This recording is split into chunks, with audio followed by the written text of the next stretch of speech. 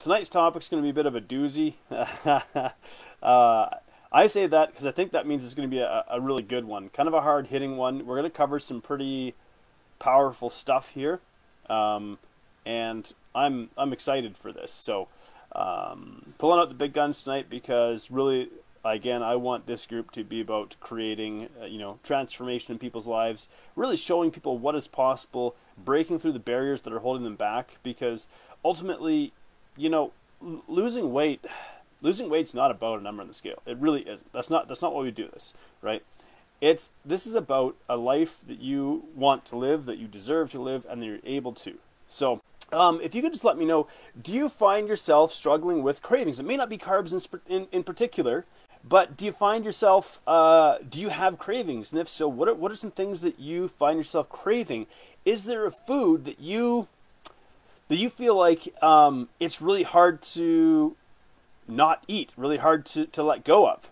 So what I'm going to say here, tonight's topic might surprise you a little bit. Some of you, when you hear it at first, it might even make you a little bit mad, or you might even be tempted to just kind of, brush it off and say that that's nonsense, But what I hope is that what I share here tonight makes you think. Right? Ultimately, I want you to think about things in a different light. Really, that's been my goal here. Because, we're so used to like diet and weight loss culture. It revolves around a few premises like demonizing food groups, in the world of social media, glorifying like hustling and grinding and the Insta fitness culture. And I take a vastly different approach in here. And one of the biggest reasons being my own very real world experience. Living this stuff that I'm talking about. And, because the reason that we're here and like the reason I've created this group and why I do these weekly live videos is because I genuinely want to help you. When I say rewire your brain and rewrite your future, a lot of people don't want to talk about what's really genuinely holding you back or keeping you trapped in like the yo-yo diet cycle, the inability to lose weight, and so on. Because let's say right now, if you were to stop and reflect over the last couple of years, if you were to look deep enough, I think that you would probably discover something. And that is that you are living your life on repeat. Now, I don't mean like Bill Murray in Groundhog Day, although sometimes, some days, it probably feels like that.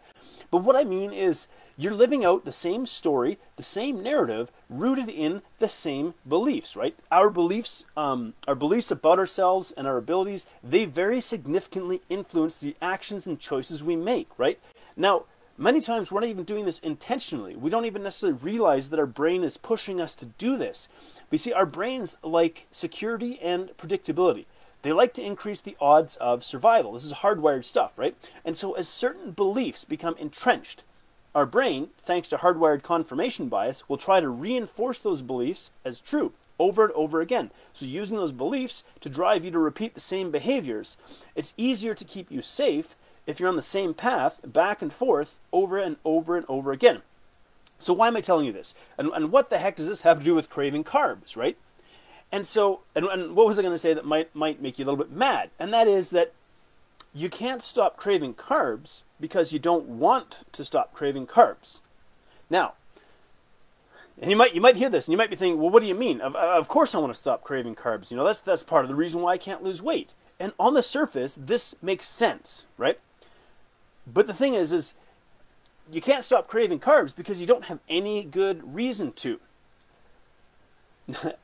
There's a reason why you crave carbs, right? And this is not simply a case of, you have no discipline, no willpower or motivation, right? I mean, legitimately, you haven't identified a good enough reason to actually stop craving carbs. Because if you're going to understand that most behaviors are an attempt to solve a problem, like, let me give you an example here. Smoking. Smoking is a terrible habit. It's absolutely destructive to your health, and people know that this is, right? But knowing this doesn't stop them from smoking, because smoking solves a problem. Yes, it's a terrible long-term solution, terrible long-term ramifications. It's a very, very short-term solution.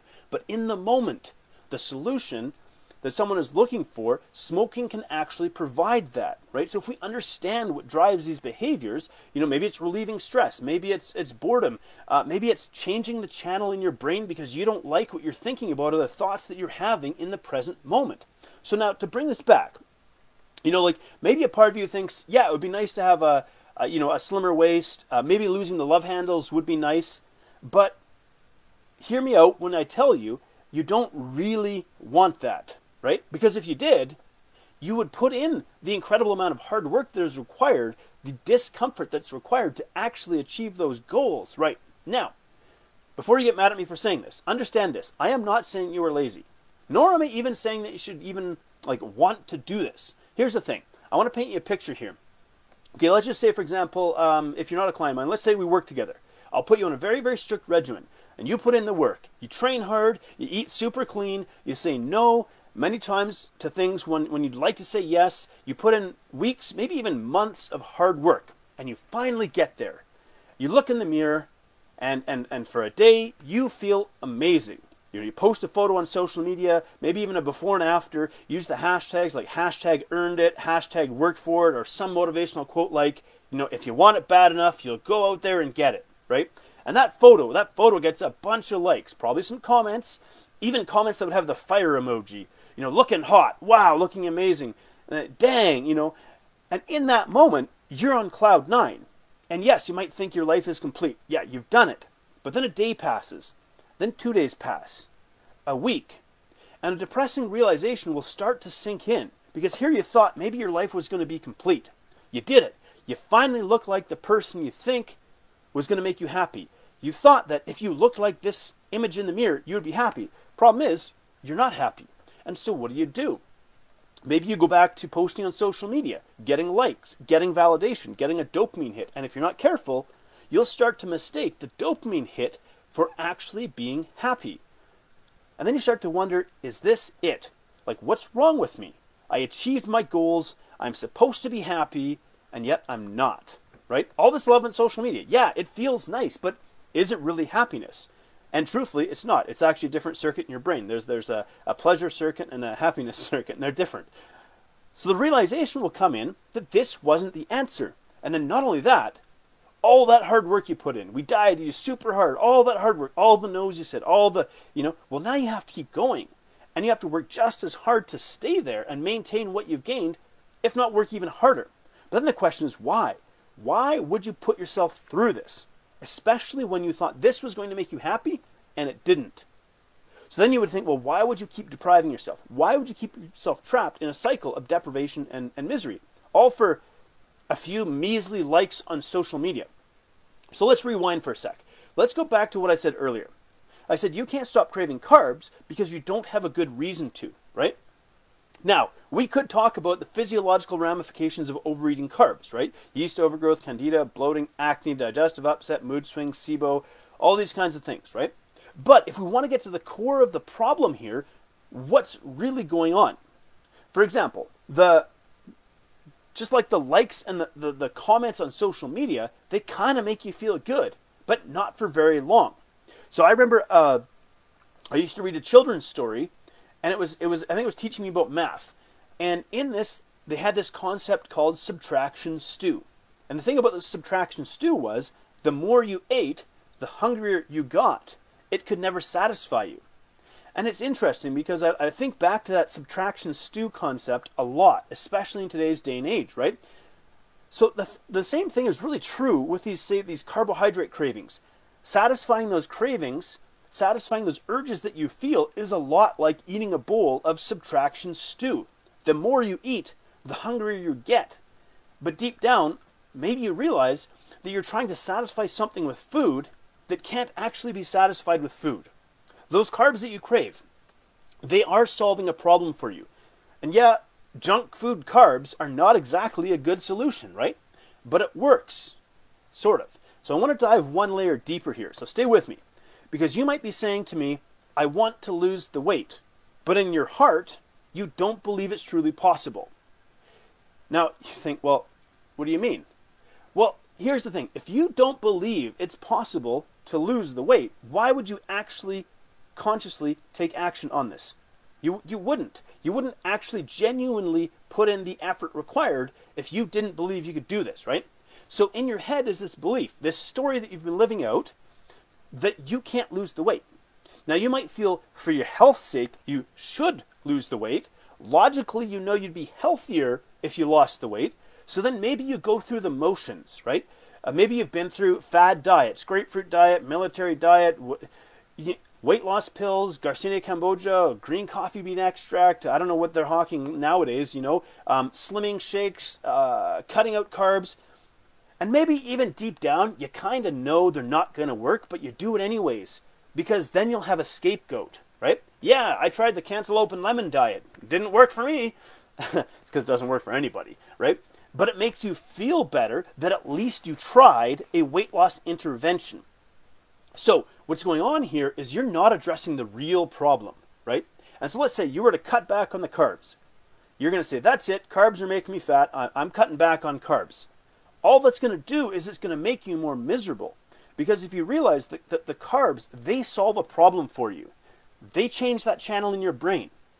So all these sorts of behaviors, they're actually an attempt to solve a problem, to resolve a discomfort, to actually help you avoid facing up with an uncomfortable reality, right? So when you're actually faced with the reality of the future that lies ahead, if you stay on the path that you're on, that's really, really uncomfortable. If you think about it, if you're on a path you don't want to go on, there might be already or in your future some serious health ramifications. And to actually stop and think about that is really, really, really uncomfortable. So you see, in Lifestyle 180, for example, we talk about rewriting your future. So one of my clients, I'm going to give you an example. He talks about losing weight so that he can go on a roller coaster with his son. So he's not chasing abs. He's doing this because if he doesn't do this, he will miss out on an opportunity that he will never get back, right? So if he was to continue, when he started his weight loss journey, he was 460 pounds. And if he was to continue on the path that he was on, the future he was headed for was one of being miserable and alone and being disabled, right? And you better believe he's putting the work in. He's lost over 100 pounds, right? And since working together in Lifestyle 180, he's down around 30 pounds in the last 2 months. Now, the thing is, he's working hard, right? He is willing to put up with the discomfort. But why? Why is he willing to put in this work? This has hardly anything to do with a number on the scale. Yeah, ultimately we're shooting for 250 pounds, over 200 pounds lost. That's our big goal here. But this has everything to do with the future life he wants to live. He wants a future where he can go on roller coasters with his son. He wants a future when he can actually actively do things that he can't presently do with his son. And if he doesn't do it now, he will miss out on that opportunity. And so I would flip this back to something I said earlier. The reason you can't stop craving carbs is because you don't have a good reason. You don't want to, right? You don't want to because you don't have a good reason to. And if junk food for you solves a problem and you cut it out for no good reason, all you're left with is misery, right? So the question is, what is it? What is it that the junk food is masking for you? What misery, what discomfort, what things are you masking, are you not dealing with, right? Because I want you to consider the other side of this equation, because it sounds really negative right now, right? So what future are you headed on if you keep on this path? What is it costing you to stay stuck? What life are you missing out on living? Because if you're afraid to ask these big questions, these uncomfortable questions, you actually end up remaining stuck on the hamster wheel, just trying things that in your heart you know they're not going to work, but you try them anyways so you can say that you tried, right? Going through the motions. Now, I want to reassure you, in sharing this with you, this is not to make you feel guilty. I do not want to make you feel like a failure. I want to do actually the opposite, right? Because weight loss is so difficult. It is nearly impossible to do alone. And in the 21st century, I don't know if it's ever been more difficult to lose weight. And this might be a whole other topic. I'll just brief. There's so many things against us that drive us to obesity in our modern lifestyle. It is very, very difficult. There are ways to make it easier, ways to make it even significantly easier. But weight loss is nearly impossible to do alone in the 21st century. And it's so hard to change the beliefs in our head that we have about ourselves, right? Especially if we've been holding on to these for years and years. Because here's another sort of uncomfortable thing I'm going to touch on. To change those beliefs that you have about yourself, well, I can't lose the weight. I've been trying for years and years and I can't lose the weight. To change those beliefs would actually mean looking back and acknowledging that you may have lost time, missed time, wasted years, and regret. And so because of that, you would rather cling to the story that I can't lose weight. Things don't work for me, because that would mean you don't have to face the regret of the time you've lost, right? because I want to talk, like, I've been through a significant transformation. And I want to, I wrote a letter to myself a while back called Dear Old Jonathan. And a lot of people sent me messages and said when they read that letter, they had tears in their eyes. And I said, well, I had tears in my eyes when I wrote that letter. Because there's a very genuine process of grieving that happens when we leave behind a former self, a former identity. And so, so few people are actually talking about this. But coaching, actual coaching, is so much more than just telling you what you already know to eat to be healthy, right? Like, I think everybody watching this, either now or after the fact, you have an idea in your head of what healthy eating looks like, right? So coaching is actually guiding you through the process of true transformation, warts and all. Because transformation doesn't happen in a perfect world. Transformation happens in the real, messy world, in years like 2020. So, what are your thoughts on what I've been sharing here? Are there any light bulbs going off? From what I've shared here, there might be more questions than answers at this point, and that's okay, because I understand what I might be talking about this topic in a way that you haven't heard spoken about before, right? I might be challenging some deeply held beliefs here, and as a human being, it's actually not a comfortable feeling to have our beliefs challenged, because ultimately when our beliefs are challenged, it feels like our very identity is being challenged. And the biological response is even sometimes as strong as though our life is being threatened when just our beliefs are being challenged, right? But the thing is, growing, changing, transforming, all of these things, it's an inherently uncomfortable process, right? To transform will be uncomfortable. So I'll wrap this up with this final point, and then I'll answer some of your questions. Anyone who's hanging out here, if you got questions, fire them away, drop them in the comments below. Or if you've appreciated, if this is helpful what I'm sharing, let me know. Let me know in the comments, hit a like, hit a heart, that kind of thing. So, if you're going to get on the road to true, lasting, and permanent transformation, it will be hard, okay? It's going to be ugly at times, but it's also an incredibly beautiful and inspiring process, right? Because all this talk about how it's hard, if there's one thing I could impart to people, it's that it is worth it. Because weight loss is not the destination. If only people could realize the number on the scale is not the destination. That's not what this is about, right? Weight loss, hitting that number is like opening a door. It's like opening a door to a life that you didn't think was possible for you. For whatever reason, you have this belief in your head, I can't do it, I'm too old, I'm too this, I'm too that. When you finally do it, you break those old beliefs. You break those old beliefs that you've been holding on to. And because of that, you walk through that doorway into a new life. For example, for my client that I was talking about earlier, the life that he can go on a roller coaster anytime he wants with his kid. He can run around, he can play football. There's so much here. And but there's so much that's worth it, right? So when you have an incredibly powerful reason why you want this, that's when it becomes possible. So, Sarah said, this is what I needed. I felt like a failure lately. Thank you. Yeah, Sarah, so it's so natural to want to feel like a failure. I wonder how many of you watching this, how many of you beat yourself up? How many of you really talk negatively about yourself in your own head? I'm curious, I should probably do another episode on that topic. Just talking about why we do that, how it doesn't help us, how do we break that cycle, right?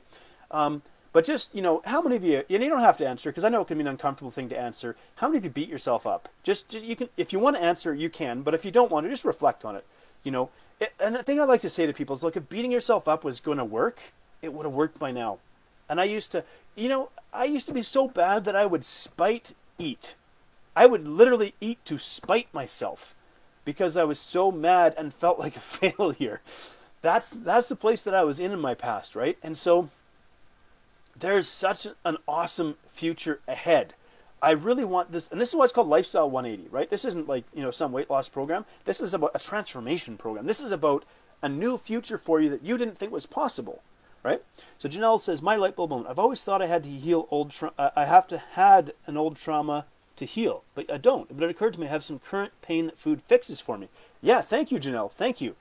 For so many people, food is like an easy way to solve a problem. So if we could view it through the lens of this behavior is trying to solve a problem, and then ask the question, what problem is it trying to solve?